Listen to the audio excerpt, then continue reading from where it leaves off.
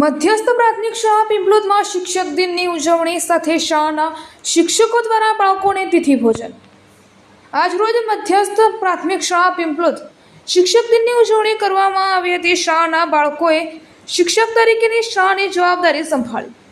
ભારત દેશના બીજા રાષ્ટ્રપતિ એવા ડૉક્ટર સર્વપલ્લી રાધાકૃષ્ણના જન્મદિવસે આખો દેશ જ્યારે શિક્ષક દિનની ઉજવણી કરે છે, ત્યારે એક શિક્ષક જ્યારે રાષ્ટ્રપતિ સુધીની સફર કરી શકતા હોય અને તેના માનમાં આ દિવસની ઉજવણી થઈ રહી છે, ત્યારે મધ્યસ્થ પ્રાથમિક શાળા પિંપલોદમાં પણ શિક્ષક દિનની ઉજવણી કરવામાં આવી હતી. આ દિવસે શાળાના 167 જેટલા વિદ્યાર્થીઓએ શિક્ષક બનીને પોતાના સહપાઠીઓને શિક્ષણ આપવાનું બીડું ઝડપ્યું હતું.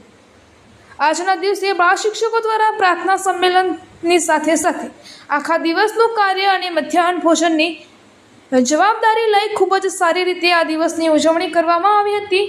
આજના શિક્ષક દિને જયદ્રથ પટેલે આચાર્ય તરીકેની ભૂમિકા નિભાવી. આજરોજ શાળાના શિક્ષકો દ્વારા બાળકોને બુંદીનું તિથિ ભોજન આપવામાં આવ્યું હતું. રિપોર્ટર ગોરધનભાઈ પટેલ,